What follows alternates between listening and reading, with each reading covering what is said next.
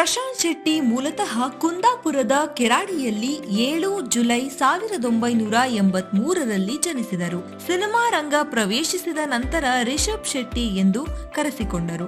ಕುಂದಾಪುರದಲ್ಲಿ ಯಕ್ಷಗಾನ ನಾಟಕಗಳ ಮೂಲಕ ರಂಗಪಯಣ ಆರಂಭಿಸಿದ ಇವರು ಸಕ್ರಿಯವಾಗಿ ಓದಿನ ಜೊತೆಗೆ ನಾಟಕಗಳನ್ನು ಮಾಡುತ್ತಾ ಗಳಿಸಿದ ಯಶಸ್ಸು ಮುಂದೆ ಇವರಿಗೆ ವೃತ್ತಿ ಜೀವನವಾಗಿ ನಟನೆಯನ್ನು ಮುಂದುವರೆಸುವುದಕ್ಕೆ ಪ್ರೋತ್ಸಾಹಿಸಿತು.